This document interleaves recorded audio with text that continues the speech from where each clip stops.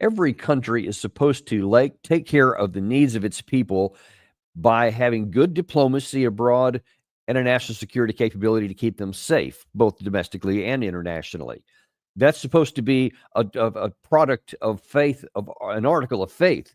That's just supposed to be the bare minimum. That's the understood what happens from the beginning. Now, then we have to get into how effective and what policies and all that. But the premise should be that your diplomacy, especially, is designed to produce the most benefit to your country at the least cost and improve your national security across the board so that you don't have to use your military force. That's the ideal situation. We want to take a look today at where America falls in on that and what the current state of American diplomatic activity is. And we have nobody better to try and assess that than former Ambassador Chas Freeman. Been a while since you've been on the show, Mr. Ambassador. Welcome back. Glad to be back. Well, and I'm sure you probably have very little to say on this subject, but we thought, what the heck, we'll at least try to find out. So even before we get started, I just wonder what your 30,000 view is of American diplomacy today under the current administration.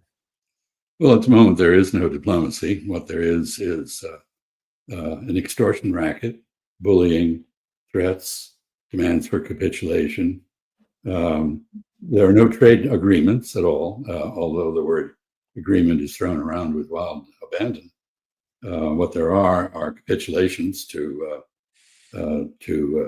threats, unilateral imposition of terms, and arbitrary and capricious revision of those terms at as we will. So you can see this, the poverty of American diplomacy in our failure to do any of the things that President Trump campaigned to do. He has not ended the war in Ukraine. He has not resolved the issue of Gaza or the Palestinian self-determination question. He has not done a better deal with Iran. He does not have a relationship with China, although he appears to recognize that the United States must have a relationship with China if it is to function in the contemporary world. So in addition to this, after DOGE finished up demolishing various other departments of government, it essentially deprived the United States of a great deal of its accumulated knowledge and diplomatic capacity, beginning with the destruction of USAID. As a result, millions of people are either dying or in the process or will die. There's an estimate from The Lancet, the British respected medical journal, that the demise of USAID will cause 14 million deaths. And we are totally indifferent to this. So this is mainly due to the end of programs designed to assist people to deal with HIV and other diseases. So I would say that at the moment, nobody wants to deal with us. So what they do instead is they flatter President Trump. They recognize he has power to hurt them, that he has power to help them, and therefore they're shamelessly sycophantic. But this is not diplomacy.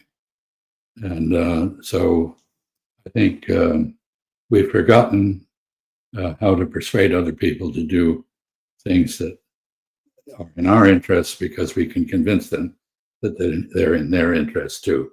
We simply impose terms.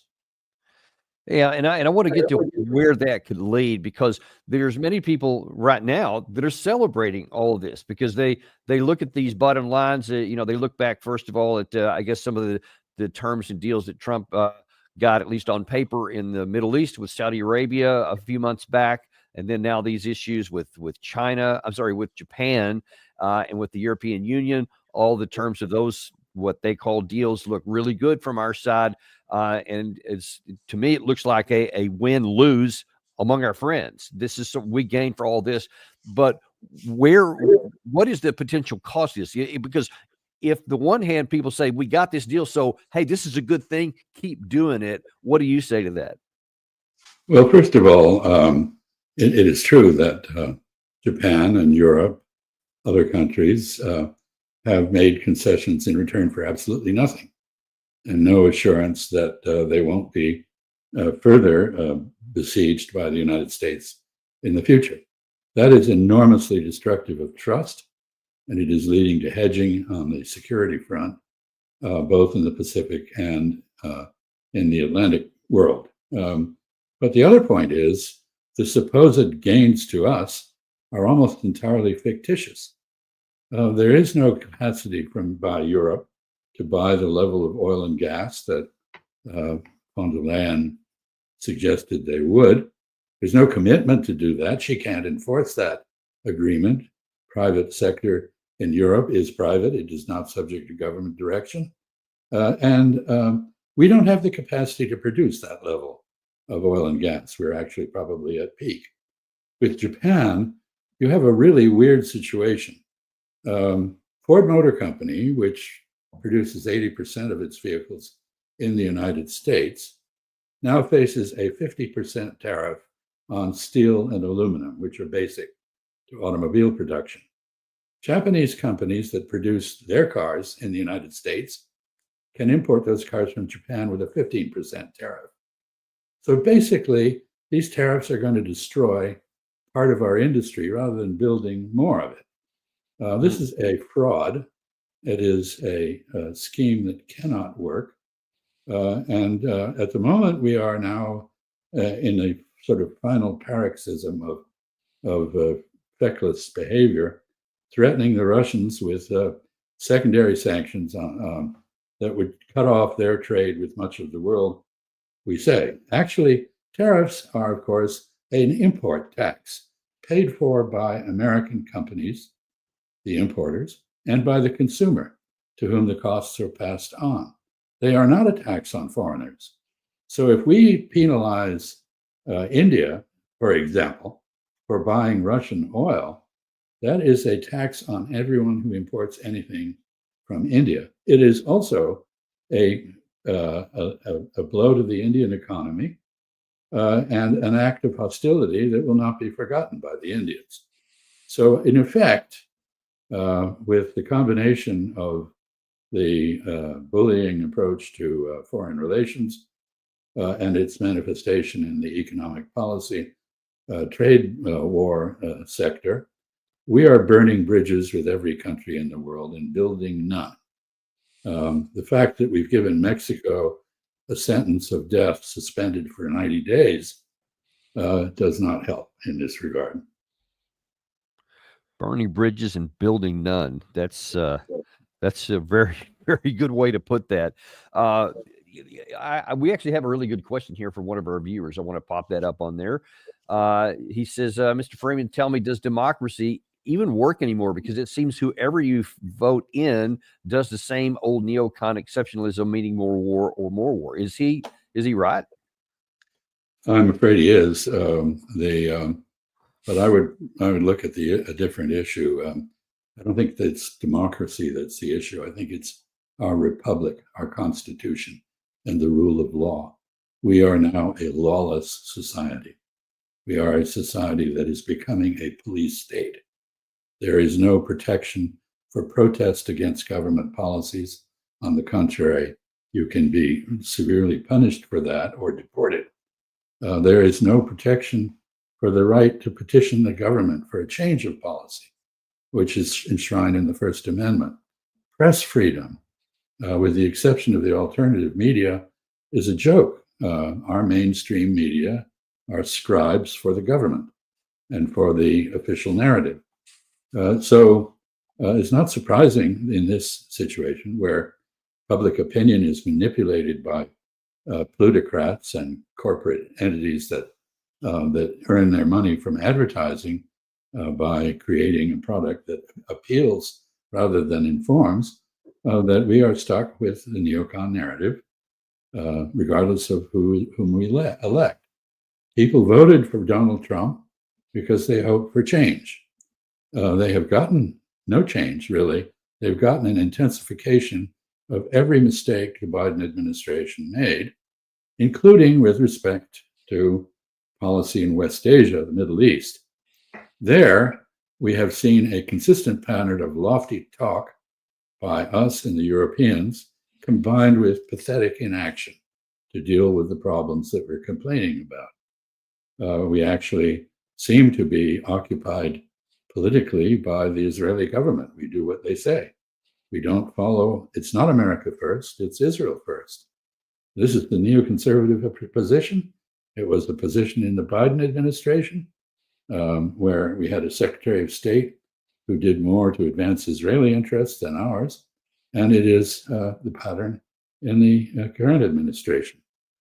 So I think the question is exactly right. And the only answer to it is to restore respect for the Constitution, the rule of law, and due process, including due process in elections. If they produce a result you don't like, but they were fair, you have to accept the result. You cannot ignore it. And the same thing, if a court makes a decision, you cannot brush it off, which the administration is doing in about 1/3 of all cases. You have to follow the decision. Or we have, as I said at the outset, lawlessness, which is not a posture that has any appeal beyond our borders and which should have no appeal domestically. Inside the borders, exactly. I want to examine some of the reasons why we're having some of the problems that we do internationally. And I think one of the foundational problems is that I don't know if this is the right term, we kind of mirror image our way of thinking onto everyone else and expect them to react to things the way that we would react if we were on the receiving end of it, et cetera. And I think that is a really big problem. And I want to show this soundbite here from an academic from China a couple of days ago that was explaining to an audience. It was an American audience that was watching a lot of this. Exactly what he means when he says, "Here's how the Westerners think. Here's how the Chinese think." I try to describe the difference between Chinese and the American mentality. With regard to foreign policy and security policy, there are clear differences. For the United States, it's friend or foe. Very clear, good or bad, black and white. For Chinese, it's more long-term view. It's a friend or potential friend. Behind this, there is a philosophical differences. As a civilizational state, you have much longer vision. Even with the troubled relation between China and the Philippines, we know the Philippine politics, it goes ups and downs. This government pro-China, this government against China. So we have patience, despite whatever disputes or even so-called clash. Maximum clash is a kind of firing water cannons, not real shots. And that whole issue of the view in black and white, good and evil, we actually had on our show yesterday where we had a number of sound bites from U.S. Either policymakers or opinion leaders where they're talking about Russia in categorical terms. Putin is all evil. He has no good things in him. He never tells the truth. You're just totally demonizing Russia writ large, to include their leader. And that, of course, leaves no room for any kind of discussion or, give and take diplomacy, because they're all evil. How would you give something to evil? How do you see that permeating across the American diplomacy right now? Well, on the one hand, we do mirror image. That is, we imagine that others think the way we do, and they don't. Every major culture is different. We are very different from the Chinese or the Japanese. Chinese and Japanese are different from each other. Indians are different again. So are French are different from Germans. And the Russians are quite different. But, we have this habit for purposes of mobilizing support for policies, of demonizing anybody we're against. And we have a formula which says you're either with us or against us. You may remember that from the George W. Bush administration. Yeah. Actually, the first proponent of that was Vladimir Lenin. I don't think George W. Bush was aware that he was a closet Leninist. And then connected to this is a fallacy. And that is that the only language foreigners understand is the use of force. Now, what does that mean? That means I'm not going to take the time to figure out what motivates them, what they need, what they think, what they might be prepared to settle for. I'm just going to clobber them because that's the only language they understand. So that is the lazy man's approach to foreign affairs analysis. And finally, I guess, going back to Zhang Weiwei's comments that you just aired, I think it's fair to say that much of the world is concerned with the results abroad of foreign policy. We seem to be concerned only with the domestic political results. And to a great extent, part of the mirror imaging problem, if you will, is that we are deluding ourselves domestically. We are inhaling our own propaganda. We are convincing ourselves that we have done things when in fact we haven't done anything. The empty trade agreements that I referred to earlier are a great example. You know, the American public believes that the Trump administration achieved a massive increase in foreign investment in the United States. No way. That's not what happened. But the mainstream media, for the most part, just go along with whatever deception the politicians impose on us. Nobody in this country anymore believes that politicians can be counted upon to tell the truth. I mean, I haven't met anybody in quite a while who believed that. And in effect, we've just bought the Brooklyn Bridge on trade policy. It's not real.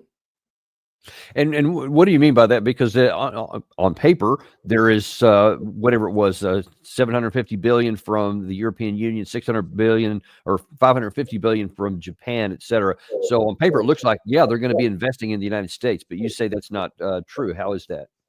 Well, first of all, there's no paper. These agreements are entirely oral. There are no details. They're vague. And not only that, but they were announced in the case of Japan, for example. We announced the so-called deal while the Japanese team was on its way back to Tokyo. They didn't. And then when they got back to Tokyo, they said, well, what Americans announced doesn't bear much resemblance to what we talked about. Oh, wow. There are all kinds of things in there that we didn't agree to. This is the manipulation of domestic opinion. And it doesn't work because there is another party, and they have their own pride and their own views and their own interests. And if you don't appeal to those, if you just make stuff up, I'm sure as a member of the military, you know about MSU and graduation from it. We seem to be doing that in the foreign policy arena these days.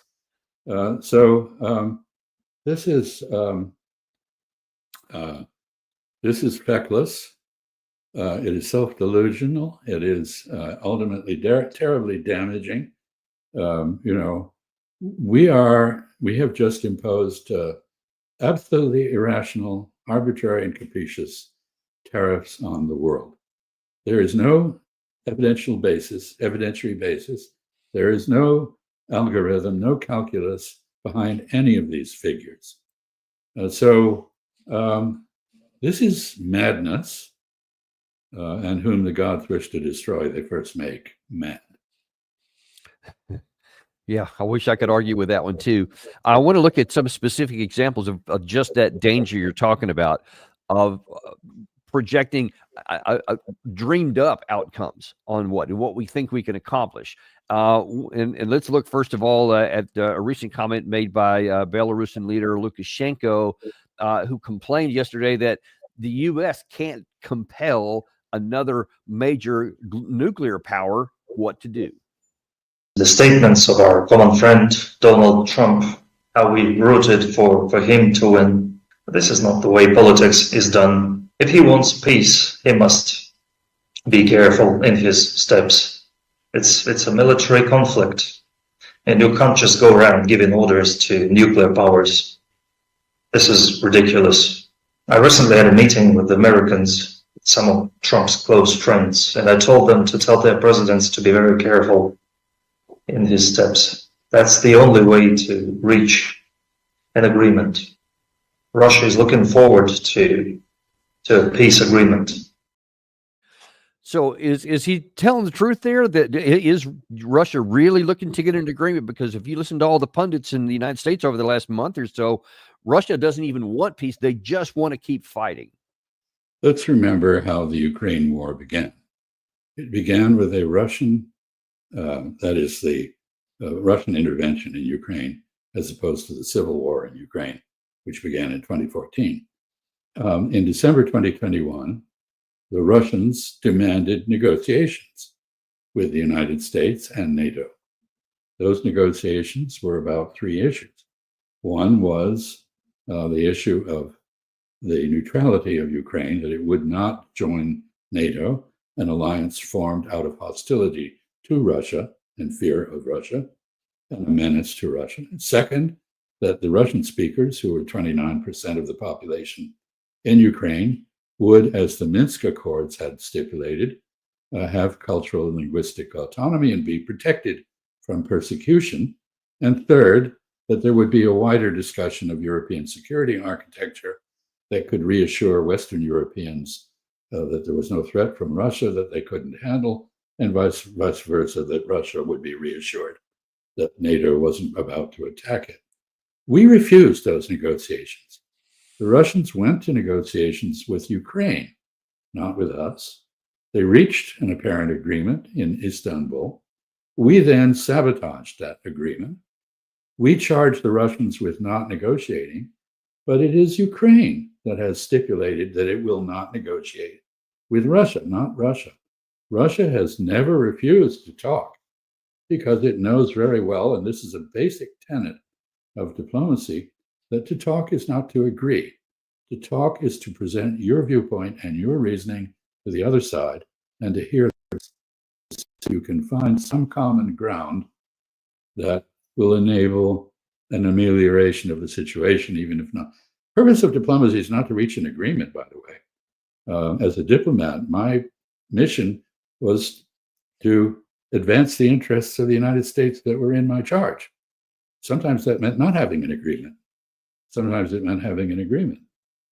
So the notion that somehow the only way you can be dignified and forceful in defending your interests internationally is to send in the Marines, drop the bombs, or in your case, send the Rangers in. This is just madness. It's crazy. And it's getting us into more and more forever wars. That is what the war in Ukraine has become. That is what the annihilation in Gaza has become. That is what Israel's relations with its neighbors have become. That is what we are headed to with China. That is what we have almost achieved with Iran. This is not just a mistake. This is frankly criminal behavior on our part, self-injuring and damaging to everyone else. You mentioned the issue of April 2022 in the Istanbul agreements. At the UN Security Council just yesterday, Ambassador Polyansky from Russia addressed that very issue.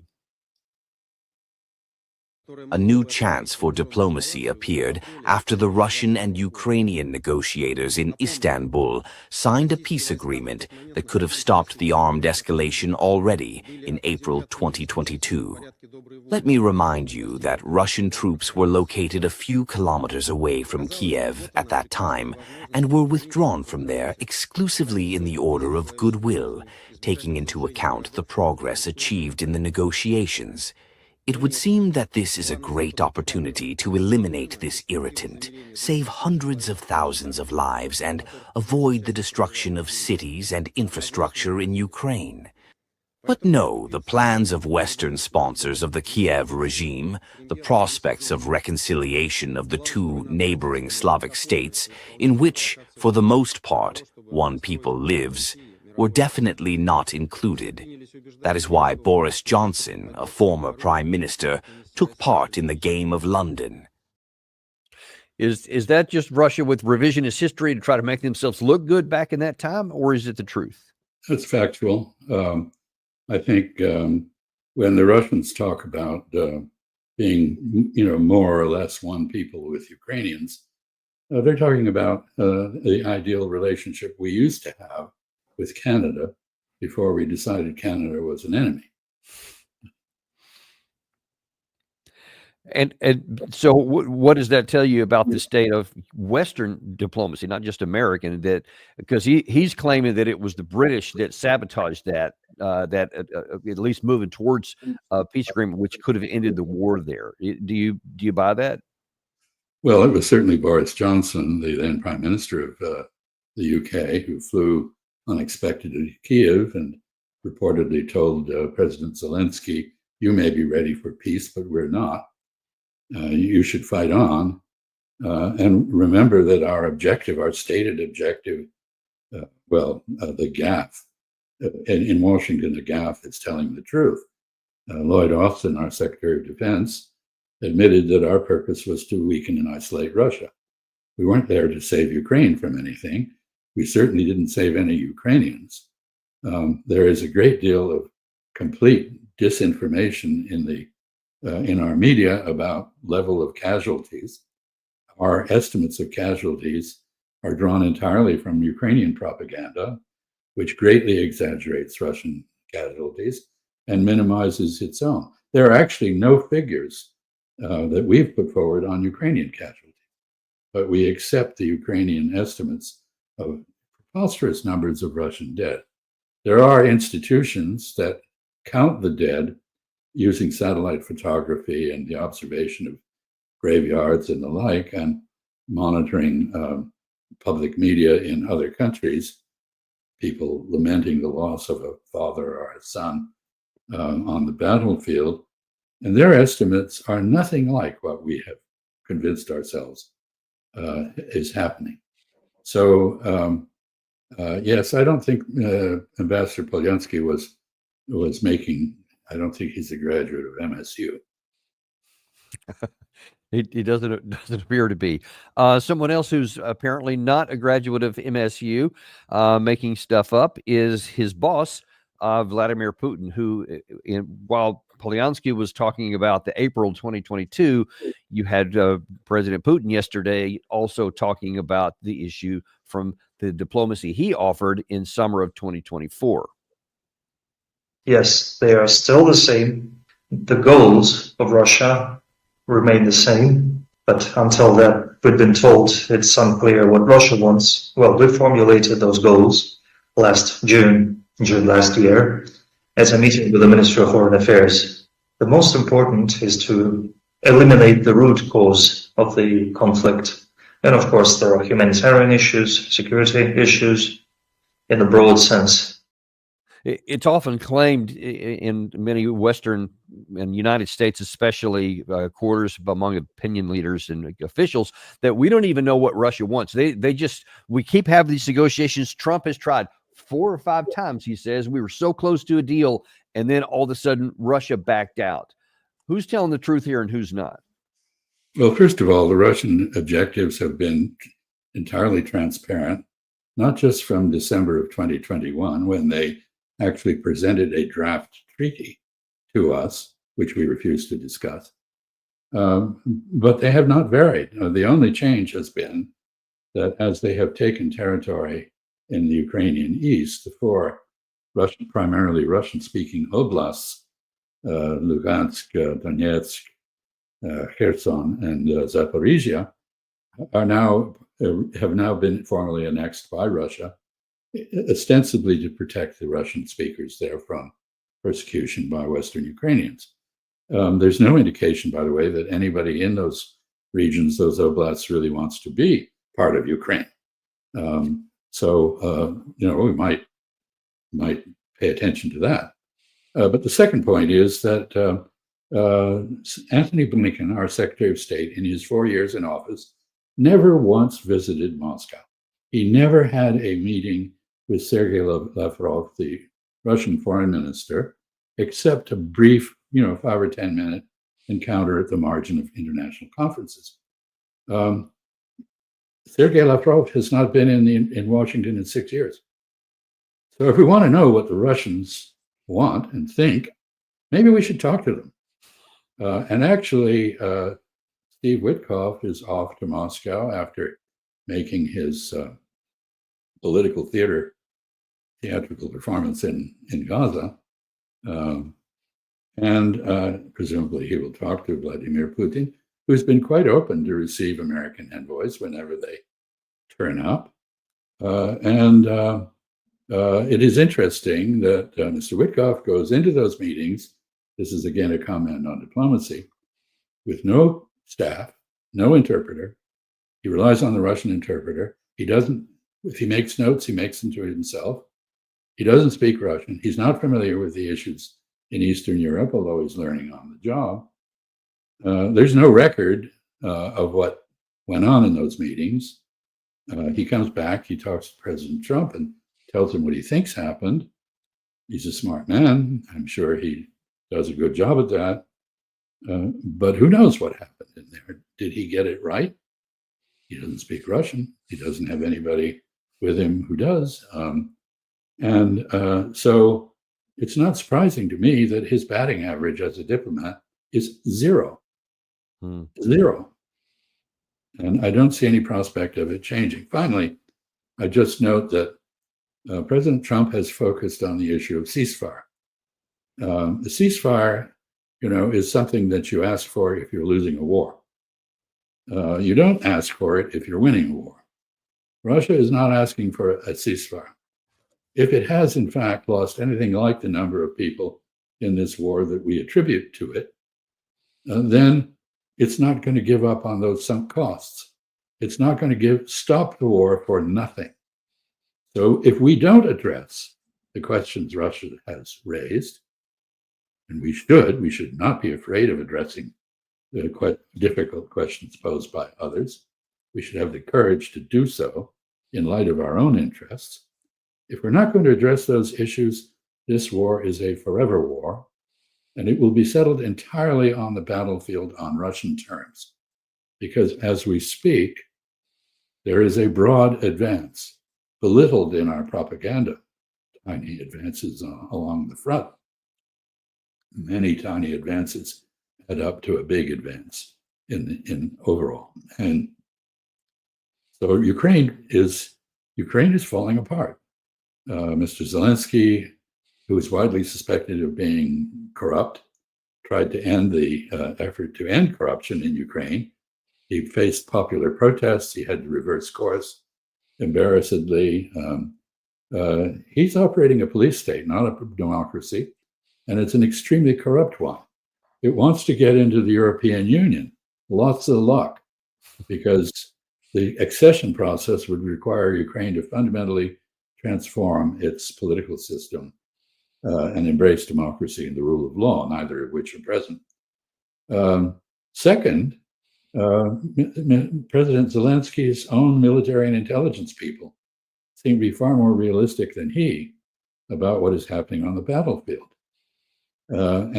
Finally, and probably this is the biggest threat of all, President Trump, although he wavers, can't figure out quite who to blame for not surrendering to his ceasefire proposal.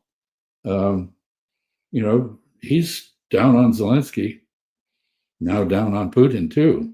And he's just threatened President Putin that, August 8th, if President Putin hasn't surrendered to his ceasefire proposal, he will do something. Have a fit of pique? Throw a tantrum? What will he do? This is not impressive on either the hard power or soft power side.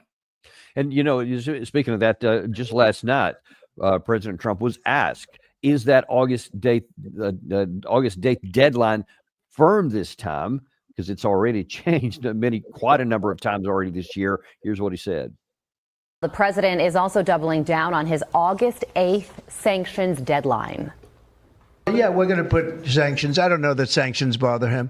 They know about sanctions. I know better than anybody about sanctions and tariffs and everything else. I don't know if that has any effect, but we're going to do it. I mean, let's just look at it, first of all, at face value. If you don't think it's going to work, and you, quote, know all about sanctions and tariffs, then why would you be doing it if it's not going to accomplish your objective? No, it's again, this is performative behavior. It's all for domestic effect. Maybe he thinks Europeans are dumb enough to believe that sanctions against Russia would actually produce something. I mean, we have had the most extreme sanctions in history against Russia for the last 3 years. What have they accomplished? We convinced ourselves for a long time, and with the help of MI6, the British intelligence service, that Russia was running out of ammunition, tanks, aircraft, etc., that the Russian morale was plummeting, that Vladimir Putin was in danger of being overthrown, that the Russian economy was collapsing, tanking, and so on, all of which turned out to be the exact opposite of the truth. Russia is now producing far more than enough drones and munitions to step up its offensive against Ukraine and to continue it for years if necessary. Its economy has overtaken Germany as the largest one in Europe in purchasing power terms. Of course, there's nothing rational about measuring the size of economics in terms of nominal exchange rates, which reflect all sorts of extraneous factors and distort things terribly. If you go to Moscow, which I haven't done for quite a while, I'm told you will see a very prosperous first world city with a lot of rich people and a lot of consumption, conspicuous consumption. And I have to say that I think the Russians have a severe problem, even more severe than ours, in that their plutocrats have a bigger slice of their economy than ours do. But we're working on catching up with the big, beautiful bill and tax policies, which basically assume that we can borrow money forever without ever repaying it. Yeah, that's pretty much what we have been doing for decades now, and there's no evidence anybody's going to do anything different anytime soon. You've talked about a lot of this, especially this comment from Trump last night as being performative and for domestic audiences, et cetera. It's one thing if it has really no impact on anything, but it's about to, especially if he makes good on this threat, it's going to have some actual impact abroad. And Senator Blumenthal outlined what he would like to see on this term. President Trump's action on military aid and sanctions is really welcome. It's a positive step, but our Russia sanctions bill would be a sledgehammer, not just a hammer. It would be even stronger than what the president's proposing, because 500% tariffs on India, China, Brazil, if they continue buying Russia oil and gas, would be bone crushing. And that's the kind of penalty that should be imposed on them for supporting and fueling Russia's criminal war machine and their absolute atrocities. We need stronger action, even than President Trump has proposed, and I will continue to press for our Russia sanctions bill. Yeah, on the first point, I mean, I think I got to point this out. The absolute absence of irony when he's condemning Russia and these other nations for supporting their war effort, when we brag about the 50 nations that we have to support the Ukraine war effort, and of course, everything we do with Israel against the hapless Palestinian people. No irony there that he's condemning them for doing the exact same thing that we're doing here. How do you see that? And do others see that? First of all, you're absolutely right. You know, if he were consistent and said that there should be a 500% tariff on anybody supporting the Israeli effort in Gaza, that would be one thing. But, you know, he's correct. This is a sledgehammer. And who is it directed at? It is directed at every ally and friend we have in the world, not at the Russians. The Russians will get by. But, you know, if the French buy something from Russia, we're going to sledgehammer the French with a 500% tariff. If the Germans buy something from Russia, we'll sledgehammer them. If India does it, which is very real, India has been a major trading partner and strategic partner of Russia for as long as anyone can remember. If they trade with Russia, we'll drop a sledgehammer on them. So who is this hurting? Is this going to do anything to Russia? I think the Kremlin, the people in the Kremlin must be snickering at this. This is so stupid. It's just unbelievable. Basically what these guys, Lindsey Graham and Senator Blumenthal, the voice of the neoconservatives. What they're proposing to do is to throttle the global economy, to commit economic suicide in the West in order to spite Russia. And I was actually going to bring it. You mentioned Senator Graham, his co-conspirator, if that's the more accurate word, other than partner. One of the things he said about this sanctions bill is that with his intention was to force people, and I think he was specifying India, force entities to either be with us or against us. So you have to choose. If you're going to be with Russia, you're going to be with Russia, or if you're going to be with us, you're going to be with us. Can that work? What would happen? Maybe a better question, if India said, okay, Senator, I get that. Good point. We will make a choice. We're going to go with Russia instead of the United States. What would be the pros and cons for India? And could they even do that? Well, you raise a point in the past when the United States threw its weight around. There was a very clear choice between us. We represented the rule of law. We represented democracy. We represented the Western liberal tradition.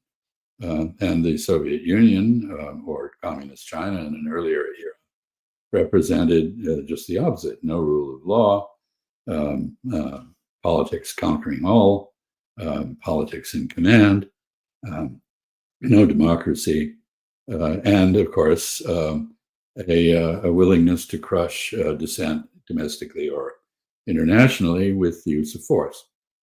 Well, that was then. That's what we represent now. I think if you ask the world to choose between countries that support the United Nations Charter and the idea of national sovereignty and immunity from foreign invasion or bullying or punishment on irrational grounds, who are they going to choose? And so the basic premise here is that we are omnipotent. We are righteous to the point of being able to do whatever we want and making it morally right. But that is not the reality. This is infantile analysis and policy formulation, and transparently so. And if it is actually enacted, God help us all. And on that point, what do you think would happen if here comes the morning of the 9th of August, the day after, or even that day, and they attempt to slap 100% tariffs on those countries that Blumenthal mentioned there? Not the 500% that he wants, but the 100%. What would be the reaction in those target countries? And let's just look at India first. Well, I think the reaction would be retaliation, and probably retaliation following the Chinese example. Let us remember that in Trump's tariff tantrums, the only country that's come out ahead is China. They didn't capitulate. They stood up. They enacted reciprocal sanctions on us. They've declined to negotiate on any terms other than their own. And we don't have an agreement with the Chinese at all. Trump wants one because he wants to go to Beijing and he wants to put China down and in its place, but that is likely not going to happen. So what the Indians and others would do is take a leaf out of the Chinese book, cut off exports to us that we depend on. In other words, and because of our strength of economy, what would be the cost to India to do that? Well, India actually has significant trade with us, so that would be a real cost. We can see another example, which is Brazil. 12% of Brazil's exports go to the United States. We're just putting a 50% tariff on Brazil, but we're exempting orange juice, of course, which is one of the major Brazilian exports, because Americans can't eat breakfast without orange juice. So Trump, somewhere in Mr. Trump's mind, he does understand that tariffs are a tax on the American consumer, and that the people who lose from higher prices for foreign goods are the American people. But that's not his political rhetoric. His political rhetoric in the case of Brazil is your Supreme Court is trying to enforce your law, and I don't like it because my buddy Jair Bolsonaro is being victimized for doing what I tried to do on January 6th. And I can't have that. So you're all going to pay a price. But the Brazilians aren't going to pay a price. But they can do without the 12% exports or have it cut back. Their largest trading partner is China. The second largest is the European Union. And they will survive. But, you know, what if they cut off our orange juice, you know? Well, yeah, let's see. There could be some big cost here. We'll see how it's going to work out. Well, listen, I know we don't have a lot of time left, so I want to shift gears here real quick to the remainder of our time to talk about another issue that does directly relate to U.S. foreign policy or lack thereof, and that is you've mentioned a couple of times with the situation in Israel, specifically referring to the plight of the Palestinians in the Gaza Strip, which are now suffering widespread hunger and malnutrition, etc. Or at least that's what you would come across thinking if you listen to a lot of independent media. But if instead you listen to the leader of the Israelis, Benjamin Netanyahu, you would hear this. Israel is presented as though we are applying a campaign of starvation in Gaza. What a bold-faced lie. There is no policy of starvation in Gaza, and there is no starvation in Gaza. Well, there you have it. He said it, so I guess it's true, and everybody else is lying. What say you? I would say that he is the most accomplished liar on the planet, and you just saw an example of that. Actually, I've seen that clip before, and it goes on with additional lies. I think he set a world record for a statement in which absolutely nothing was true. So bold-faced lie, well, takes one to recognize one, I guess.